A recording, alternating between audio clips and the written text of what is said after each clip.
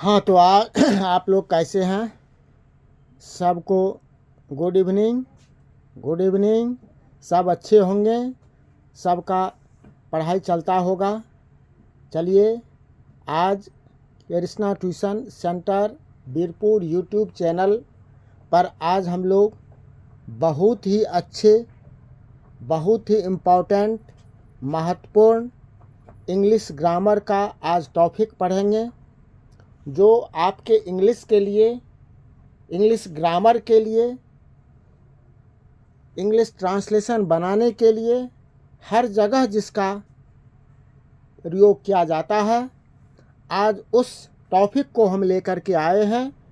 तो निश्चित रूपेण आपके लिए, सभी क्लास के लिए, 9th के लिए तो महत्वपूर्ण है ही, साथ ही 11th, 12th, 8th क्लास के लिए भी यह महत्वपूर्ण है। इसीलिए सभी कोई इस क्लास को ध्यान से देखेंगे, ध्यान से समझने का कोशिश कीजिएगा, ताकि आने वाले एग्ज़ाम में इससे संबंधित जो भी प्रश्न रहेगा उसको आप अच्छे ढंग से जो है बना लीजिएगा। तो यह आज का टॉपिक है हमारा आर्टिकल्स, इंग्लिश ग्रामर का आर्टिकल्स। जो आर्टिकल्स यह सभी क्लास के लिए महत्वपूर्ण है। आर्टिकल्स ए एन और दी को आर्टिकल्स कहा जाता है। ए एन को इंडेफिनिट आर्टिकल्स और द को डेफिनिट आर्टिकल्स कहा जाता है। लेकिन मॉडर्न इंग्लिश ग्रामर में इसी आर्टिकल्स को डिटर्मिनेंट्स भी कहा जाता है। इसे हम डिटर्मिनेंट्स के नाम से भी जानते हैं। वैसे ए एन दी यह जो है हम लोग इधर आर्टिकल्स के नाम से जानते हैं। समझ में आ रहा है? बहुत अच्छा। एक एक चीज़ को आज समझ जाइए। आज इस बात को यदि समझ जाइएगा, जान जाइएगा, तो अंग्रेजी ग्रामर में कहीं भी आप लोगों को कोई परेशानी नहीं होगी। तो पोजीशन ऑफ आर्टिकल्स, आर्टिकल्स का प्रयोग हमेशा नाउन के पहले होता है।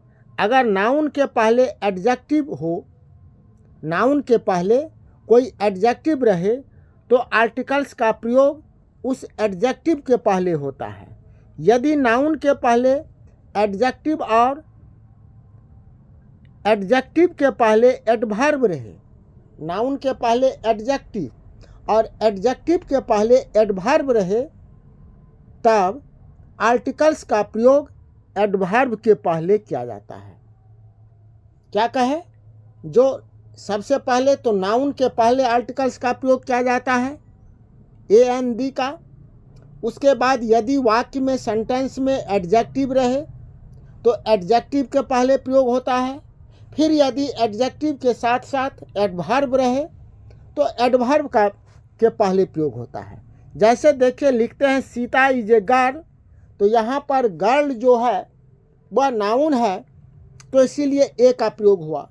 फिर इसी दूसरा सेंटेंस देखिए, क्या है, Sita is a good girl, तो गुड जो है एडजेक्टिव है, तो एडजेक्टिव के पहले ए का प्रयोग हुआ, Sita is a good girl.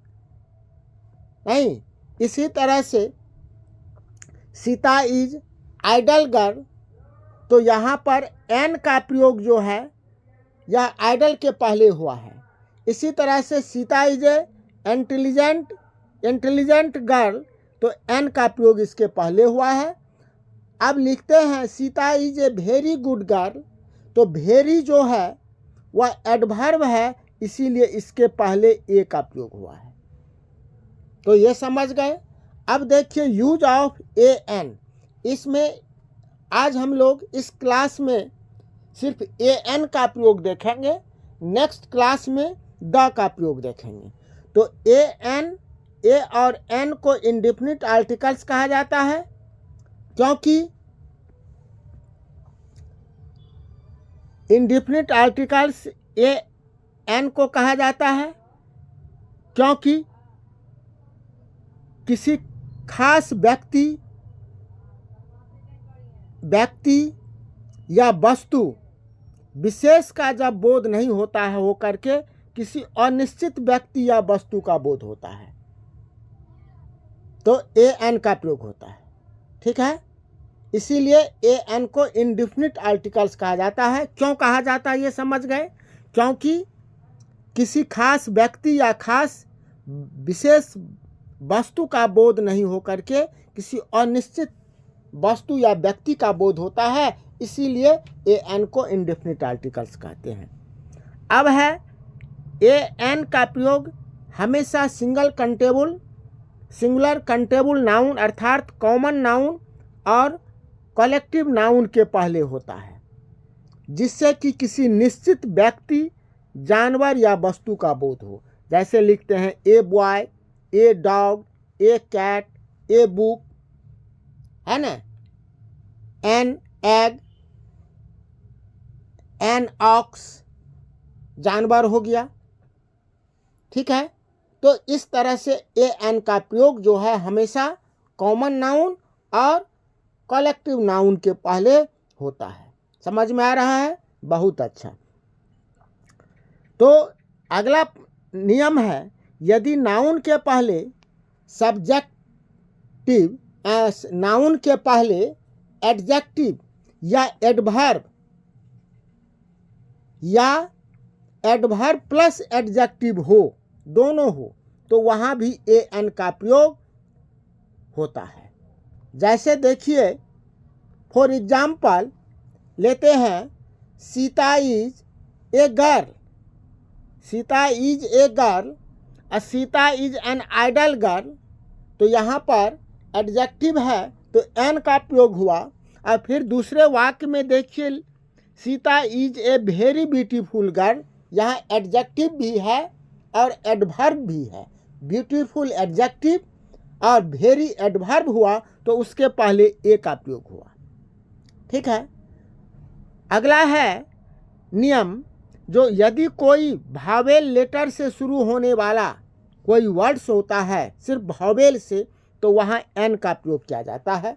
जैसे an ant, an ox, N owl, an egg. ठीक है, एन एप्पल, एन एलिफेंट, क्योंकि यहाँ पर ए ओ ई भावेल लेटर है और उससे ये शुरुआत हुआ है, इसीलिए यहाँ पर एन का प्रयोग हुआ है। इसका मतलब ये हो गया जो ए और एन का प्रयोग करने से पहले आप यह देखें कि वर्ड्स जो है, शब्द का उच्चारण भावेल साउंड से शुरू हो रहा है या कॉन्सोनेंट साउंड से शुरू हो रहा है। यदि भावेल साउंड से शुरू होता है या कॉन्सोनेंट साउंड से शुरू हो रहा है और जिस शब्द के पहले ए और एन का प्रयोग करना हो, उसके उच्चारण को आप हिंदी में लिख करके देखें कि यहाँ पर कौन वर्ण है, स्वर वर्ण है या व्यंजन वर्ण है। नहीं, पहला अक्षर यदि व्यंजन वर्ण हो तो उसके पहले ए का प्रयोग करें। यदि पहला अक्षर हिंदी का स्वर वर्ण हो तो उसके पहले एन का प्रयोग करें। यदि व्यंजन वर्ण हो तो ए का प्रयोग कीजिए, नहीं, और यदि स्वर वर्ण हो तो उसके पहले एन का प्रयोग कीजिए। जैसे हिंदी में स्वर वर्ण आता है अ, आ, हर्ष, ई, दीर्घी,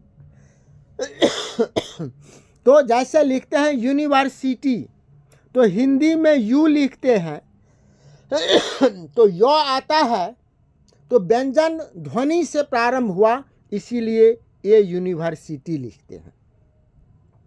आवर लिखते हैं, आवर, आ लिखते हैं HOUR, लेकिन इसका जो आवर लिखना है आ व र, आ जो है वह स्वर वर्ण है, इसीलिए एन आवर लिखते हैं। ऑनेस्ट लिखते हैं, आ लिखते हैं, शुरू होता है अंग्रेजी का वर्ड्स एच से, लेकिन उच्चारण में लिखते हैं ऑनेस्ट, स्वर ध्वनि से प्रारंभ होता है, इसीलिए एन का प्रयोग होता है। एम ए क्योंकि यहाँ पर स्वर्ण ध्वनि से होता है। इसी तरह से SDO हुआ। ठीक है। अब यहाँ देखिए union, young man, you dog, यहाँ पर क्या है, व्यंजन वर्ण की ध्वनि से प्रारंभ होता है, इसीलिए ए का प्रयोग हुआ है। समझ में आ रहा है? ठीक है, बहुत अच्छा। चलिए क्लास को जरूर शेयर कीजिएगा अपने दोस्तों के बीच में, ताकि इसका फायदा सबको हो। अगला है, एक बात और याद रखना है कि जो शब्द साइलेंट, यदि जो शब्द साइलेंट एच से प्रारंभ होता है, उसका उच्चारण वॉवेल साउंड से होता है, तो वहाँ AN का प्रयोग लगाना होता है। और यदि वहाँ पर AN का प्रयोग लगाते हैं, वह शब्द अगर साइलेंट H से शुरू होता है, नहीं, तो वहाँ पर क्या होता है, साइलेंट H से यदि प्रारंभ हुआ है तो H का उच्चारण के पहले, नहीं, उस H के पहले A का प्रयोग होगा। जैसे आबर, आबर, नहीं, यहाँ पर क्या है, यहाँ पर क्या है, N का प्रयोग होगा, H का उच्चारण नहीं हो, H का उच्चारण होता है तब A का प्रयोग होगा। जैसे हॉर्स, हॉर्स, नहीं, हेलीकॉप्टर, ए हेलीकॉप्टर। और जब H साइलेंट रहेगा, अर्थात H का उच्चारण नहीं होगा, तब जो है N का प्रयोग होगा, नहीं, ठीक है। जैसे an hour, an hourly report, ठीक है। और यदि H का उच्चारण आ जाता है, तब उसके पहले A का प्रयोग होता है। जैसे हॉर्स हुआ, नहीं, हेलीकॉप्टर हुआ, हैं, उसके बाद होटल हुआ, ये सब हो गया। चलिए अगला है हमारा, अगला है नियम। जब हम नाप तोल करते हैं तो वहाँ पर लिखते हैं डर, नाप तोल या गति सूचक शब्द के पहले भी AN का प्रयोग किया जाता है, AN का प्रयोग होता है। ये याद रखिए, नाप, दर या गति सूचक शब्दों के पहले भी AN का प्रयोग होता है। जैसे राइस सेल्स 8 रुपीज़ एक किलो, यहाँ जो 8 रुपये प्रति किलो चावल है, तो 1 किलो दिए हैं, किलो है। Train, the train runs 60 kilometres an hour, यहाँ भी उसकी दूरी को बताने के लिए, प्रति घंटा को बताने के लिए एन का प्रयोग हुआ, 60 किलोमीटर प्रति घंटा। नहीं, the medicine is to be taken 4 times a day, मतलब प्रतिदिन 4 बार मेडिसिन, दवा लेना है। ठीक है। इसी तरह से कुछ गिनती सूचक शब्दों के पहले भी AN का प्रयोग होता है। जैसे लिखते हैं डॉजन, दर्जन, a dozen, 100, a 100, 1000, a 1000, million, a million, नहीं, इस तरह से होता है। अब जब हम नाप तौल में जाते हैं, half kilo, 1/3 kilo, 1/4 kilo, 1/5 kilo, तो वहाँ भी AN का प्रयोग होता है। जैसे हाफ किलो को क्या लिखते हैं, हाफ ए किलो। 1/3 को क्या लिखते हैं, ए थर्ड या 1/3। क्वार्टर को लिखते हैं ए क्वार्टर, ए फिफ्थ, ए, नहीं, इस तरह से जो है ये लिखते हैं। अगला है, पूरी जाति का बोध कराने के लिए सिंगुलर कंटेबल नाउन के पहले ए या एन का प्रयोग होता है। जैसे ए काव इज एन एनिमल, तो काव कहने से क्या हो गया, सभी गायें जानवर हैं। An ox is a very useful animal. A child, यहाँ पर ओ वॉवेल है इसीलिए एन का प्रयोग हुआ। सी कॉन्सोनेंट है इसीलिए ए का प्रयोग हुआ। चाइल्ड में सी कॉन्सोनेंट है इसीलिए ए का प्रयोग हुआ। Lion will not eat grass, तो यहाँ पर लायन में क्या हुआ, लायन में क्या हुआ, ये एल जो है कॉन्सोनेंट है, ठीक है। चलिए अगला है एक्सक्लामेशन के शब्द में विस्मय। विस्मय, जब हम विस्मय शब्द में व्हाट शब्द का प्रयोग करते हैं तो सिंगुलर कंटेबल नाउन के पहले भी ए एन का प्रयोग करते हैं। जैसे व्हाट ए ब्यूटीफुल सेंस, नहीं, यहाँ हम अपना हर्ष या शोक के शब्द में जब व्हाट लगाते हैं, व्हाट ए डॉग, तो यहाँ पर ए जो है तो व्हाट के शब्द में व्हाट शब्द का जब प्रयोग करेंगे ऐसे सेंटेंस में तो ए का प्रयोग होता है, ठीक है। उसके बाद है, ये याद रखिएगा, so as how to plus adjective, ये सो रहे या एज रहे या हाउ रहे या टू रहे और इसके साथ एडजेक्टिव रहे तो एडजेक्टिव के बाद और नाउन के ठीक पहले ए या एन का प्रयोग होता है, ठीक है। उसके बाद सच, सच, क्वाइट मेनी, नहीं, इस शब्द के बाद अगर सिंगुलर कंटेबल नाउन रहता है तो वहाँ भी ए एन का प्रयोग होता है, वहाँ भी ए एन का प्रयोग होता है। जैसे so a fine day, too proud a girl, how dark a night, तो यहाँ देखिए नाइट हाउ है तो नाइट के पहले ए का प्रयोग हुआ, टू है तो गर्ल के पहले ए का प्रयोग हुआ, सो है तो डे के पहले ए का प्रयोग हुआ और एडजेक्टिव यहाँ पर गुड है इसीलिए मैन के पहले ए का प्रयोग हुआ, ठीक है। अगला नियम है जो सामान्यतः प्रॉपर नाउन के पहले ए एन का प्रयोग नहीं होता है।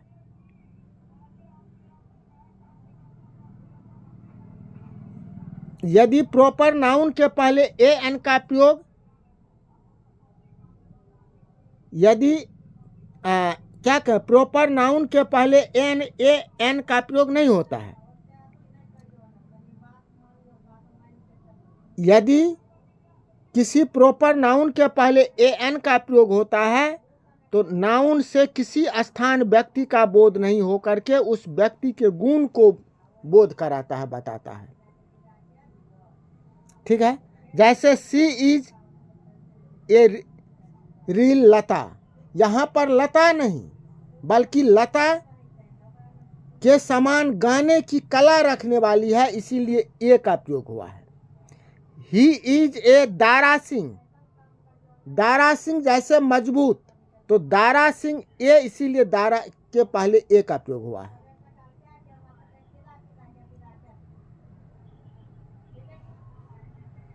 ठीक है।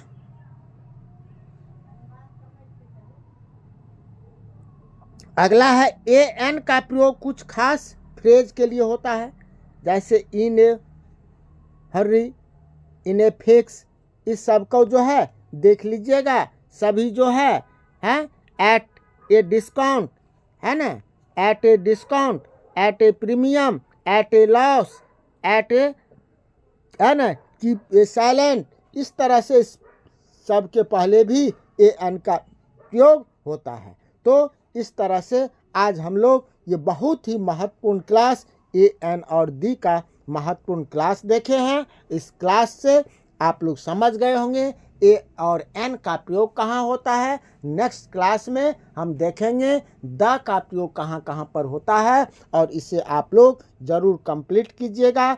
इस क्लास को अधिक से अधिक अपने दोस्तों के बीच में शेयर कीजिएगा और कमेंट कीजिएगा। सभी के लिए ये जो बच्चे अभी मैट्रिक का बोर्ड दे करके 11th में जाइएगा उसके लिए तो यह रामबाण है, उसके लिए तो बहुत ही नेसेसरी है।